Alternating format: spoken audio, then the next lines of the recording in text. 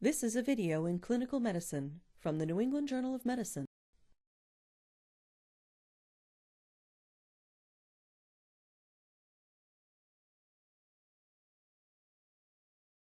This video will demonstrate safe and successful methods of performing lumbar puncture. Lumbar puncture is indicated for both diagnostic and therapeutic purposes. Also, the administration of spinal and epidural anesthesia involves the use, essentially, of this same technique.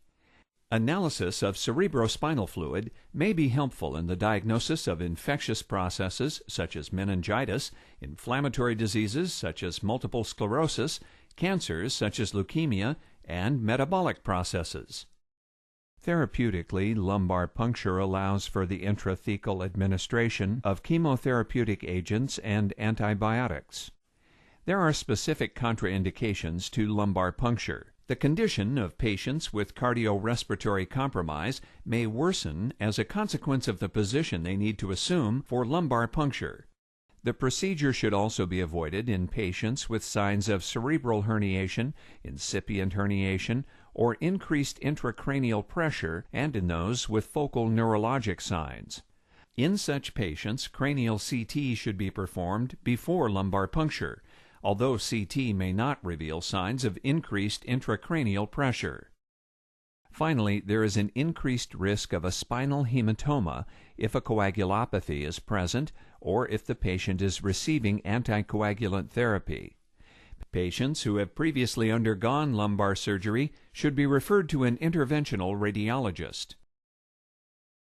Before performing the lumbar puncture, you will need a commercially available tray containing the necessary supplies, a spinal needle with a stylet, equipment for skin preparation, drapes, collection tubes, and in some cases a manometer. Typically, a 20 to 22 gauge needle is used, with the length ranging from 1.5 inches or 3.8 centimeters for infants to 2.5 inches or 6.3 centimeters for children and 3.5 inches or 8.9 centimeters for adults. You will also need sterile gloves. Before you begin, you should explain the procedure along with potential risks and benefits to the patient and obtain informed consent from the patient or his or her parent or guardian. After obtaining appropriate patient consent, the patient is positioned. Either the lateral recumbent position or a sitting position can be used. The lateral recumbent position is preferred to obtain an accurate opening pressure and to reduce the risk of post-puncture headache. Instruct the patient to assume a fetal position or to arch like a cat with the back flexed. This position widens the gap between the spinous processes. Ideally, the lumbar spine should be perpendicular to the table if the patient is in the sitting position and parallel to the table if he or she is in the lateral recumbent position. These positions help keep the needle at the midline. A line is visually drawn between the superior aspects of the iliac crest and intersects the midline at the L4 spinous process. Insert the needle in the interspace between L3 and L4 or L4 and L5, since this location is below the termination of the spinal cord. Palpate the landmarks before preparing the skin and before administering local anesthesia, since the anesthesia may make landmarks harder to identify. Use a skin marking pin to identify the site of needle insertion. While wearing sterile gloves, clean a sufficiently large area of the overlying skin with a disinfecting agent such as chlorhexidine or povidone iodine using a pattern of widening concentric circles. Drape the area with sterile drapes. Lay out the collection bottles in the order of priority for the diagnostic indications. Lumbar puncture is a painful and potentially anxiety-provoking procedure. At a minimum, the use of a local anesthetic is appropriate. Sedation or systemic anesthesia may be required under some circumstances. You can apply anesthetic cream topically before preparing the skin. After preparing the skin, you can inject local anesthetics subcutaneously.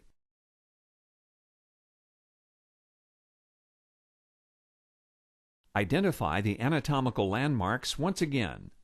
and insert the needle, with stylet firmly in place, in the midline at the superior aspect of the inferior spinous process, directing it at an angle of approximately 15 degrees, as if aiming at the patient's umbilicus. Either use a pencil-tip needle or ensure that the bevel of the needle is in the sagittal plane in order to spread rather than cut the fibers of the dural sac. These fibers run parallel to the spinal axis. The use of this needle position should theoretically decrease the leakage of cerebrospinal fluid.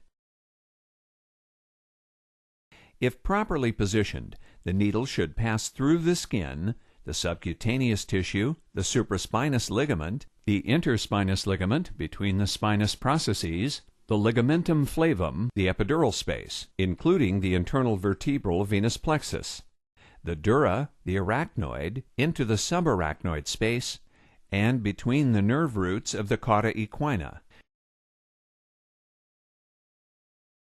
As the needle passes through the ligamentum flavum, you may feel a popping sensation. Once you have reached this point, the needle should be advanced in 2 mm increments and the stylet withdrawn after each increment to check for CSF flow. If no fluid is detected and bone is encountered, withdraw the needle to the level of subcutaneous tissue without exiting the skin and redirect the needle.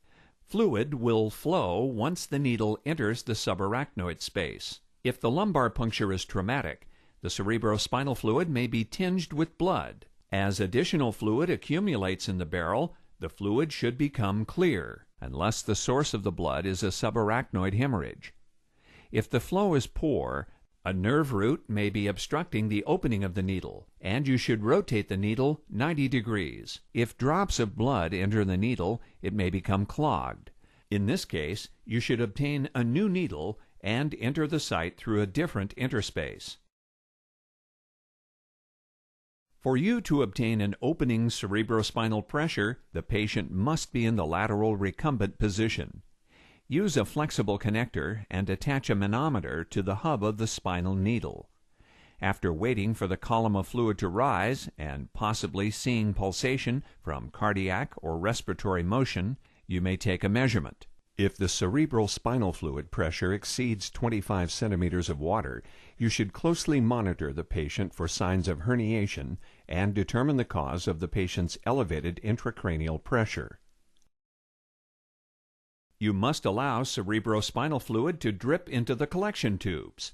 Never aspirate cerebrospinal fluid. Even a small amount of negative pressure can precipitate a hemorrhage. The amount of fluid collected should be limited to the smallest volume necessary for testing. Typically, 3 to 4 milliliters of fluid is sufficient for routine indications. By turning the stopcock toward the patient, fluid in the manometer may be collected. After collecting an adequate specimen, replace the stylet and remove the needle. Although traditionally patients have been told to lie flat for several hours after a lumbar puncture, there is no evidence that this precaution decreases the risk of a cerebrospinal fluid leak, post-puncture headache, or other complications. All sharps should be properly disposed of in appropriate sharps containers or needle lock devices to help minimize the risk of needle stick injury. Obese patients may represent a challenge due to difficulty in identifying landmarks.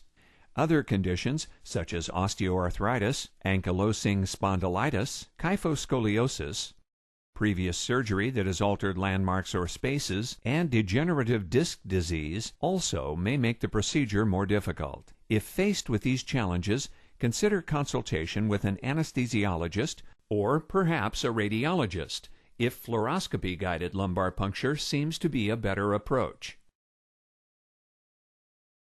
Lumbar puncture has numerous possible complications, including cerebellar herniation, referred pain, headache, bleeding, infection, the formation of a subarachnoid epidermal cyst, and leakage of spinal fluid. You can avoid many of these complications by conducting a careful assessment of the patient before the procedure, including a thorough neurologic examination and retinoscopy, and monitoring the patient throughout the procedure. A subarachnoid epidermal cyst occurs when a skin plug is introduced into the subarachnoid space. The standard use of a needle with a stylet will avoid this complication. Leakage of spinal fluid can occur at the puncture site. A large bore spinal needle is more likely than a smaller bore needle to produce a leak, so the latter should be used whenever possible. In the case of persistent leakage of spinal fluid, an anesthesiologist should be consulted to determine whether a blood patch is needed to occlude the leak. Lumbar puncture is a commonly performed procedure that can be a very useful aid in clinical diagnosis and treatment.